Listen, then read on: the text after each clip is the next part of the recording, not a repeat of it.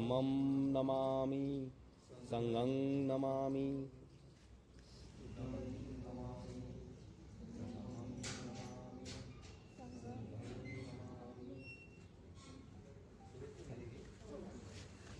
चला गेटपर्यंत।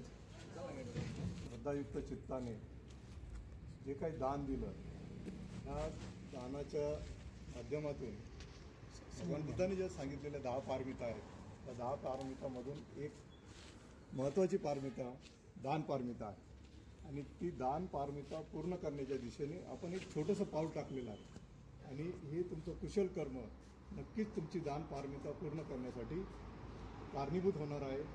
तुमचं खूप खूप धन्यवाद।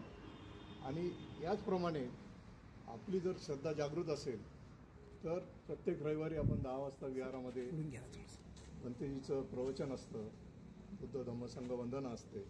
तर धम्म ऐकण्यासाठी आपण वेळात वेळ काढून जर प्रत्येक रविवारी विहारामध्ये आलात तर अजून आपल्याला धम्म ऐकण्याची, धम्म शिकण्याची संधी मिळेल। तर आपण सर्वांनी तिथे विहारात यावं अशी आपणाला विनंती आहे।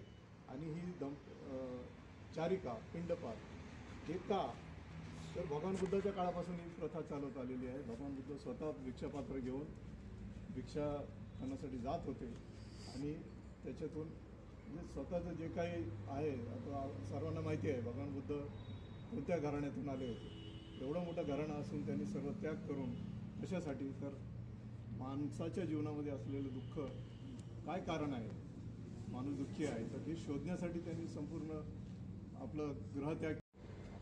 आणि तिथे प्रत्येक घरातून एक मुलगा त्या भिक्खू संघामध्ये गेलेला असतो, तर त्यांना असं वाटतं की माझा मुलगा माझ्या इथे येईल